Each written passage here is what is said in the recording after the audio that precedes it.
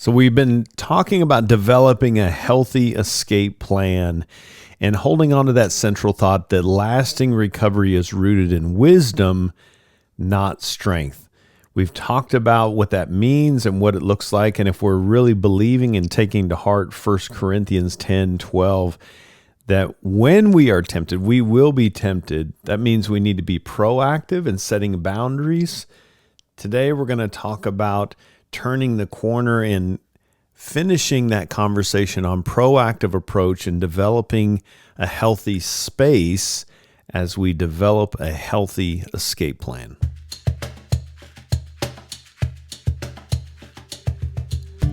Well, welcome to Hope and Recovery, a Fellowship Celebrate Recovery podcast.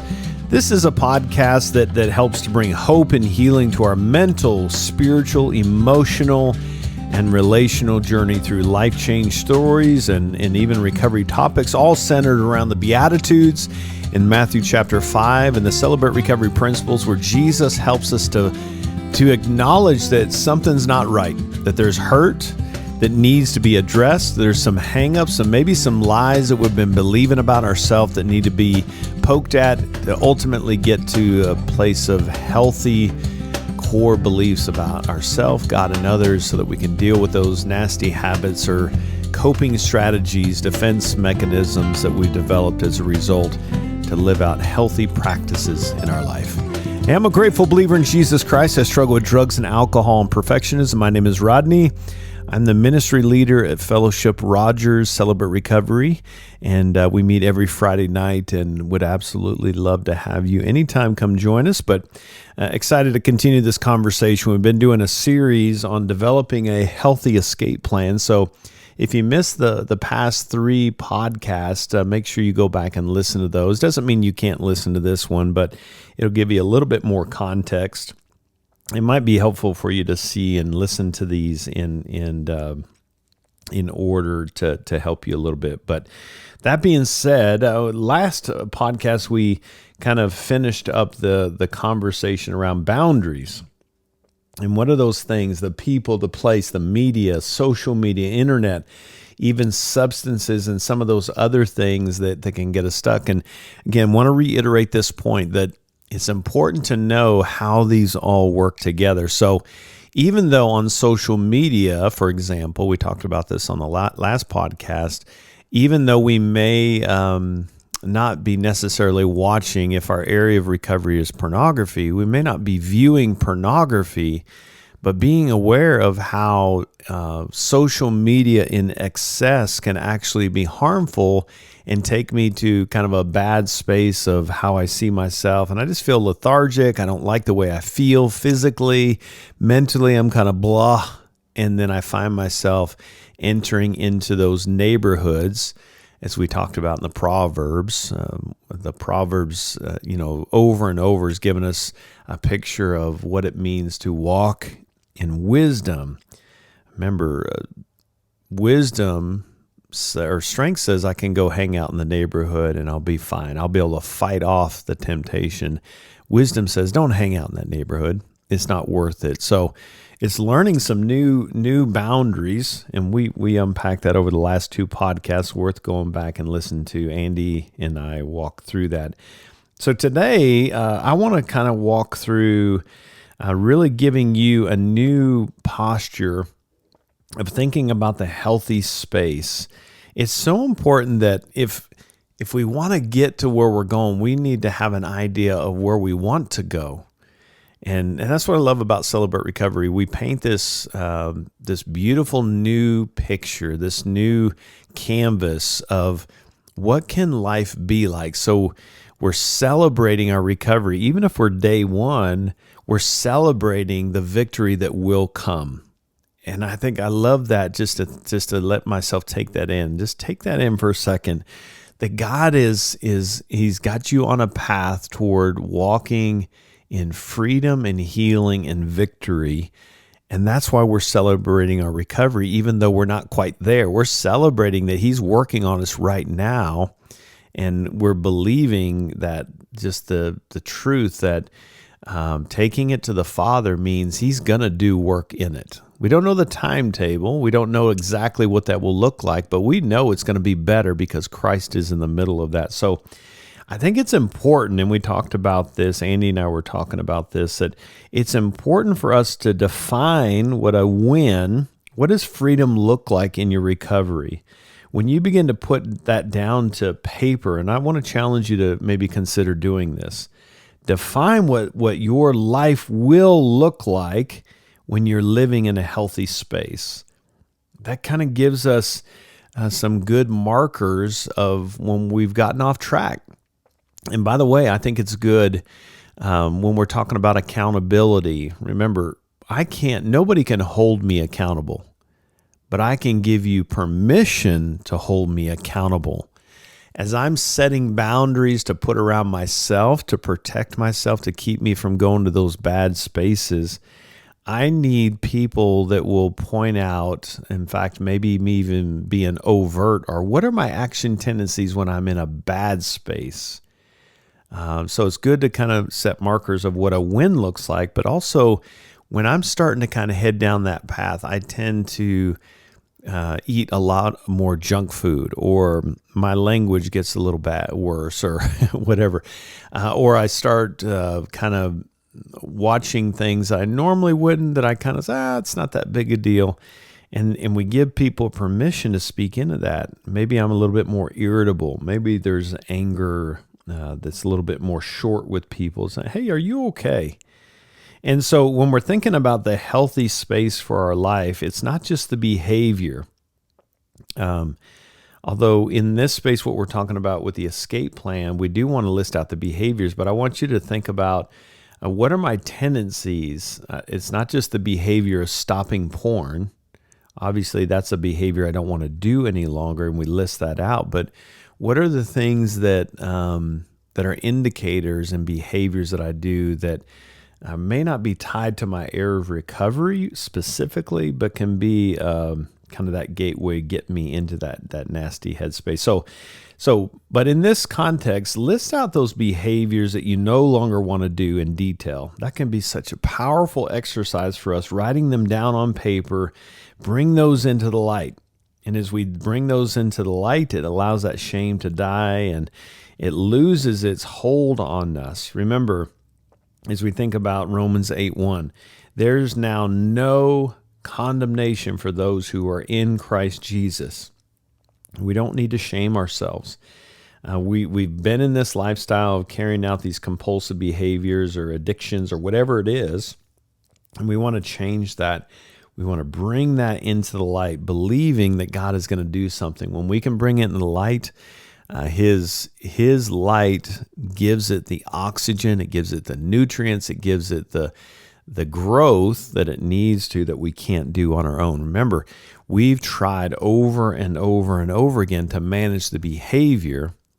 Jesus is going to be the one to ultimately take that from us, and then He's going to replace it with new things. He already knows what you've been carrying. And this is the process of working the recovery process as we surrender. It's a lot harder to surrender than it is to accomplish. We got to give it to God, bring it out into the light. Say, Lord, here it is. These are the things that make you sad. When we think of Psalm 139, Lord, reveal the things to me that make you sad. And Lord, as you do that, I know that and then we bring it into the light, then it's going to slowly begin to change. And my cravings, my hungers, and my thirsts are ultimately going to change because I'm allowing you to play a bigger part in my life. So one of those things we can do is to make an abstinence list. What behavior, and this is a good question to ask yourselves, what behavior in my recovery do I want to eliminate that threaten my sobriety? And that's why when you go back and listen to that prior podcast, when we're talking about those boundaries, that's all about the things and how they connect. Junk food, or too much social media, or when I watch 24-hour-a-day news, I find myself agitated and it takes me away from connection with God and others, and now I'm critical. And so it's being aware of what those behaviors are, so that I can just be honest. This is threatening my sobriety. And again, I want to reiterate this, that Am I fully committed to the recovery process? Remember, commitment is a statement. I'm all in. There's no plan B here.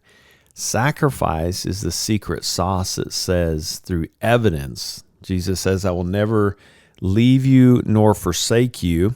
The sacrifice statement in that space is understanding that I'm all in. That means I'm going to sacrifice some things that need to go away because they're threatening my area of sobriety. And so it's so important that we list out these practical behaviors that we've done in the past that we may be at risk of doing in the future that we would consider acting out.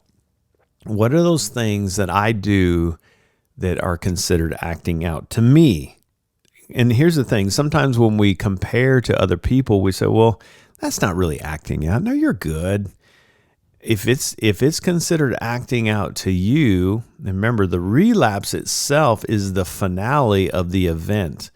Some of these things that we're talking about with these other strategies that we've developed are leading up to the finale of the acting out relapse. And so are some of these behaviors and activities, do they line up with my definition of acting out? So include those actions that you don't want to occur. And just Andy and I said this on the last podcast. This is not an exhaustive list. This breathes. It's like a bridge, as I've talked about on the Perfectionist podcast prior, that a bridge to function has to breathe. And it's not solid in saying, well, this is the way it's always going to be. As we grow and mature and new people come into our life or new situations come into our life, we may adapt and change this list. Maybe there's things we take off because we're in a different space, which we want to be careful. Invite your sponsor and your accountability team into that. Or maybe there's some things that we need to add to that abstinence list. But here's the important thing, and this is so critical. We're not just talking about in recovery. It's not just about what we're taking away. It's not what we just take out of us. It's what we put into us that matters too. We cannot just stop the bad. We need to learn to start doing the good as well to replace these things. And in fact, in a recent lesson you probably heard on the Fayetteville campus, David talked about this. Chuck had talked about this on the Rogers campus. That when we pull those things out, they leave a hole in us, and we don't want anything else to enter into that. So it's not enough just to pull the nail out of the board and just observe this hole in the plywood or the 2x4 or whatever. We need to put some putty in there to fill that hole. But if we don't, we may fill it with something else. And that's why, and we call that shifting our addictions, where I'm not smoking anymore, but now I'm dipping, right? It's like, okay, there's still an issue there. So I want to fill it with new things as I'm taking this stuff away. I want to fill it with new things. So we need these positive behaviors that can reconnect us with ourselves, with God and others. There's a common question that I ask people that I've mentored through the years, even in a counseling setting, is what are you stimulating your mind with? What are you stimulating your heart with? What are the things in your life that you are doing that are adding life to yourself? It's so important that we do that because we want to make sure that we are adding some fruit, that there's things that we're feeding ourselves. I mentioned this on the last podcast, that we crave what we eat. And that's why this listing out those positive activities, and we want to think through this lens: mentally, emotionally, physically, spiritually. What am I stimulating my mind, body, soul with?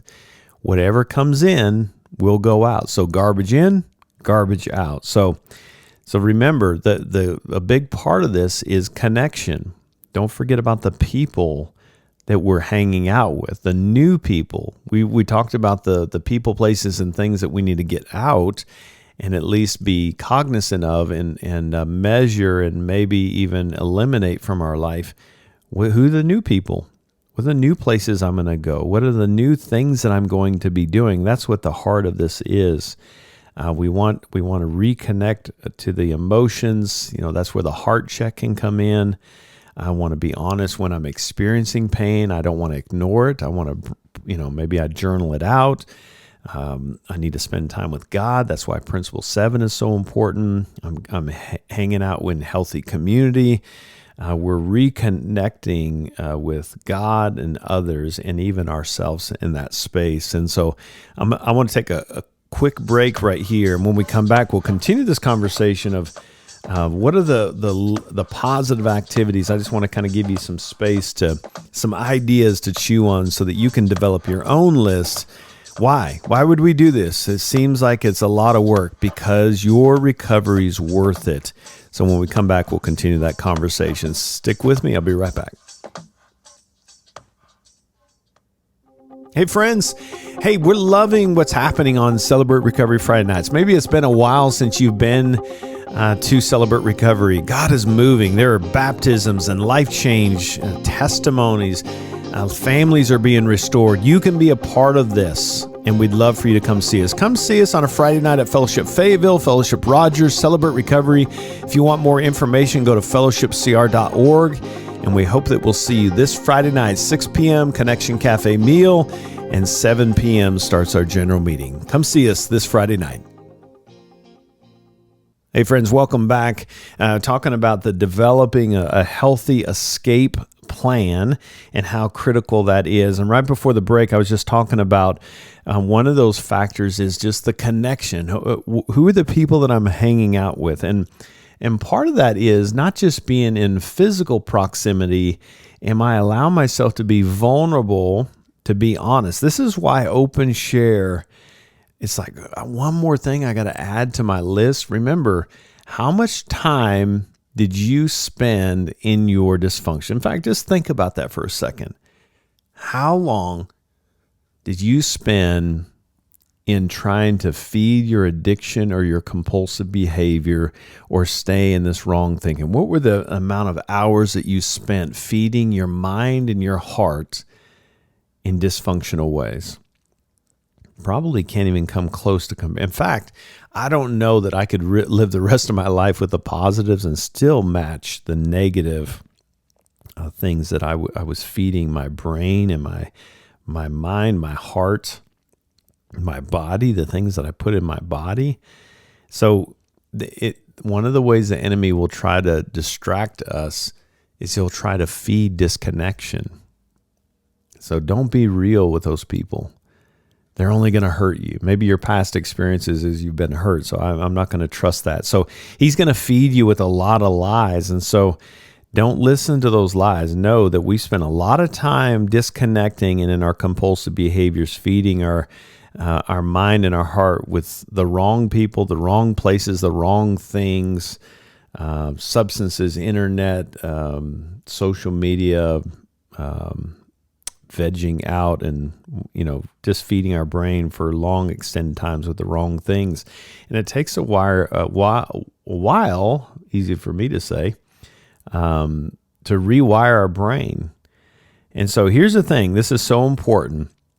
I mentioned this on Friday night when I taught this, that if you're not doing it at all, let's say you're not feeding your brain with Principle 7, you're not reserving a daily time with God. Please don't shame that, because you'll just go further away from it. But lean into that. Stay curious. What are the good reasons why I don't do that? What am I afraid I might hear from the Father? I know sometimes when I get alone with the Father, that's when my mind gets the quietest and I start to believe those lies and hear the lies about who I am. And that creates a lot of fear and disconnection. Set realistic goals in this space. If you're not doing it at all, if you're not working Principle 7, try 5 minutes today.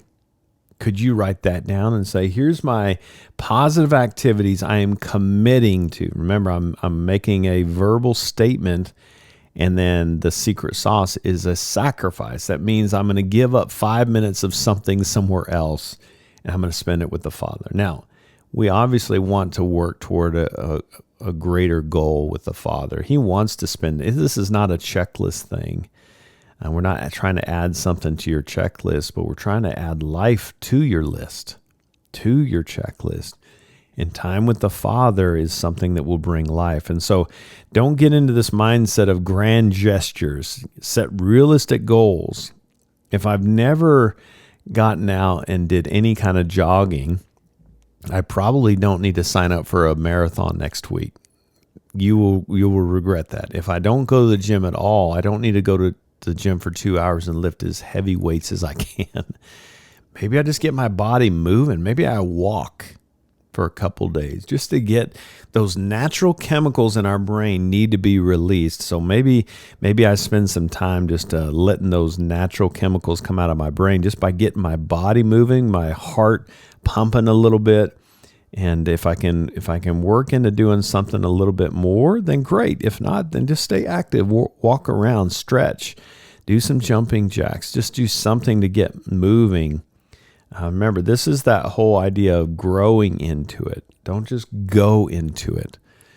We talk about that in ministry. We don't go into ministry, we grow into it. So let's think about it. Let's slowly do an on-ramp to this new process. So keep this picture in your mind when you think about this new positive, new goals, these new positive activities that you're setting.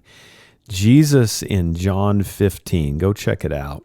It's a great chapter to read, but there's one key verse in there in verse 5 that's so important.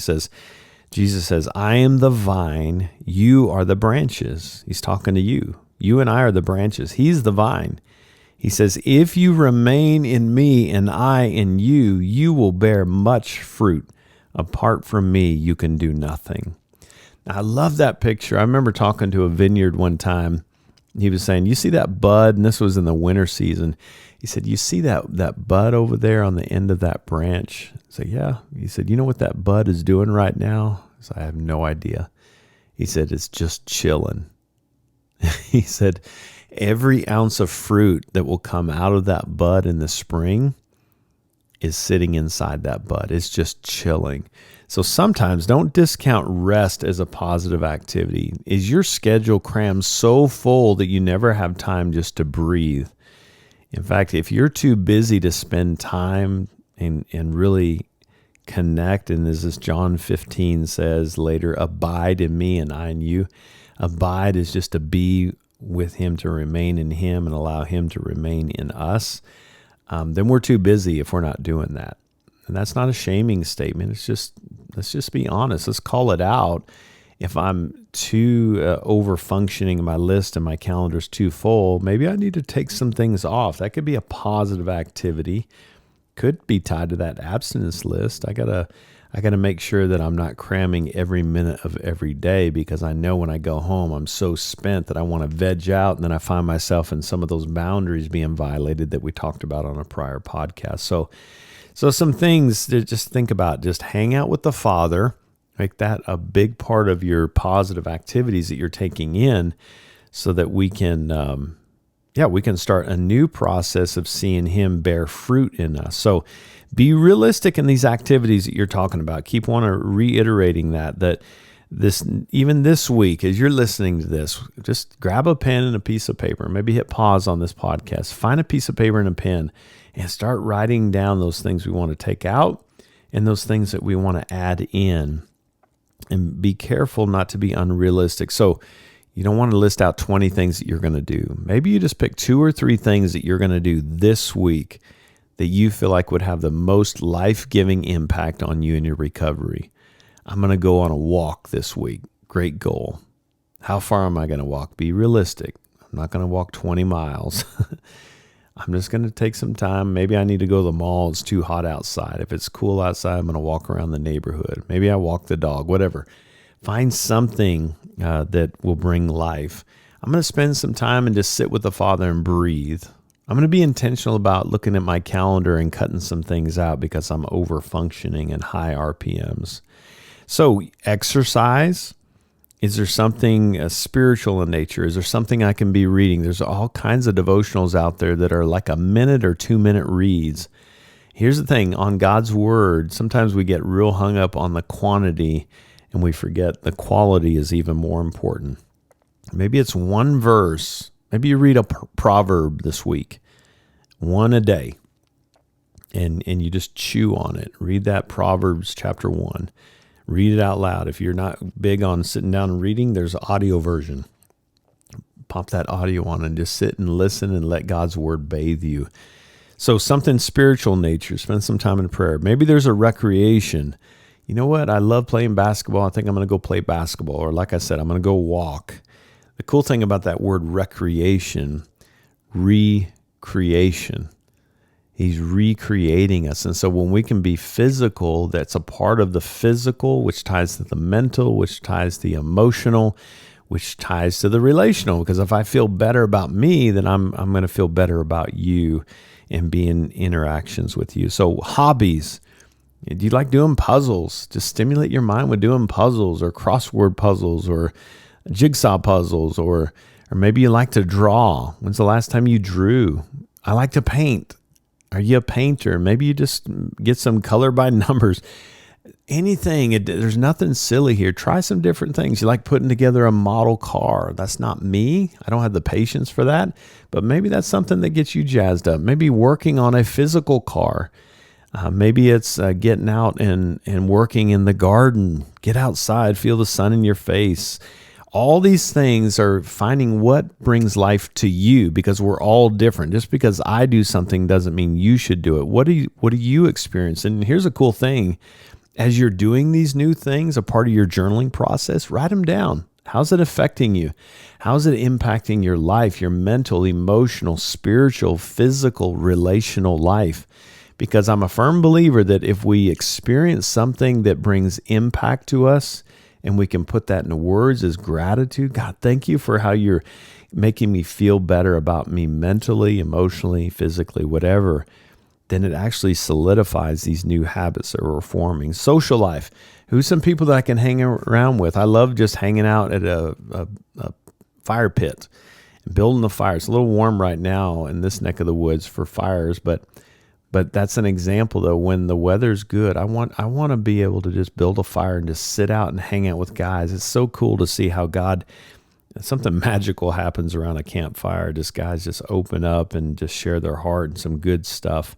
Maybe we're sharing about something we're learning in Proverbs. What are you reading? Maybe you're stimulating your brain with a positive activity of understanding your area of recovery. What is codependency? I want to learn more about this. What about sexual addiction or alcoholism or anger and love and relationship addiction? Whatever that is, I want to read and stimulate my brain, my mind, my heart with something new. It's as we're getting rid of the old, we want to fill it with the new. All these things are not to add to your checklist. They're to add life to your list, and they're positive things. We were good. I know, at least I and me statements. I was good at adding the bad stuff, and I regret some of the stuff that I allowed into my mind and my heart and my body.